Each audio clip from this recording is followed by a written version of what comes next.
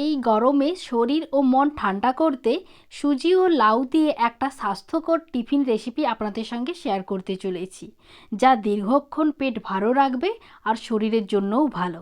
আশা করি আজকের এই রেসিপিটি আপনাদের অনেক ভালো লাগবে। ভালো লাগলে আমার পাশে থাকার অনুরোধ রইল। এখানে আমি লাউ নিয়েছি আর লাউটাকে ছোটো ছোটো করে কেটে নিয়েছি। আর লাউটা একেবারে কচি নিলে ভালোভাবে সেদ্ধ হবে না, তাই একটু মিডিয়াম সাইজের দেখেই লাউটা নিতে হবে।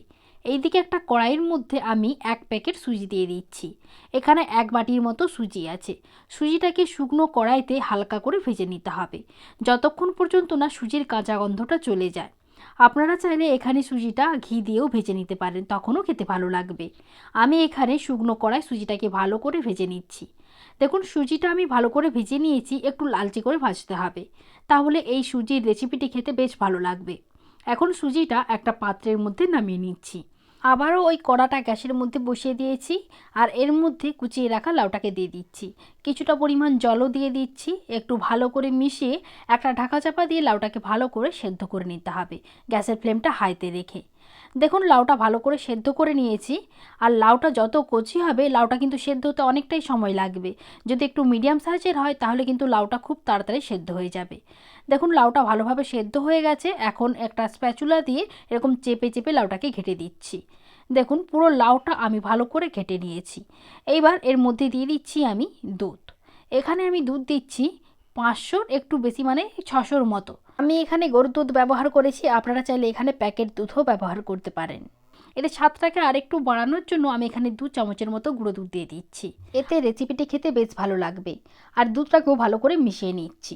এখন এর মধ্যে দিয়ে দিচ্ছি 2টো এলাচ একটু থেতো করে নিয়েছি। আর দিয়ে দিলাম 1 বাটির মতো নারকেল কোড়া।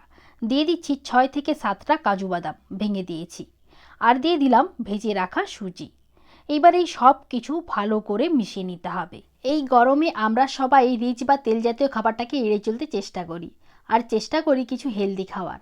লাউ ও সুজির এই রেসিপিটি সেই রকমই একটি হেলদি খাবার, যেটা আপনারা সকালের টিফিন বা রাতের ডিনারে রাখতে পারেন, যা দীর্ঘক্ষণ পেট ভার রাখবে। এখন এর মধ্যে দিয়ে দিচ্ছি আমি চিনি আর দিয়ে দিলাম স্বাদ মতো লবণ। মিষ্টিটা আপনারা আপনাদের পছন্দ অনুযায়ী কম বেশি করে নিতে পারেন। আবারও সব কিছু ভালো করে মিশিয়ে নিচ্ছি। এখানে এখনও কিছুটা পরিমাণ দুধের প্রয়োজন, তাই আমি আবারও 1 বাটির মতো দুধ দিয়ে দিচ্ছি। আবারও সুজির সঙ্গে ভালো করে মিশিয়ে নিচ্ছি। আর আপনারা যদি মনে করেন যে মিশ্রণটা একটু পাতলা রাখবেন, সেক্ষেত্রে দুধের পরিমাণটা আরেকটু বাড়িয়ে দেবেন। আমি যেহেতু এখানে একটু টাইট করতে চাই বা ঘন রাখতে চাই, তাই আমি আর এখানে দুধ দিলাম না। এই দুধটা দিয়ে ভালো করে মিশিয়ে নিচ্ছি আর সুজিটাকে রান্না করে নিচ্ছি। বাড়িতে অবশ্যই একবার এইভাবে লাউ ও সুজি দিয়ে রেসিপিটি বানিয়ে দেখুন, খেতে ভীষণ ভালো লাগে।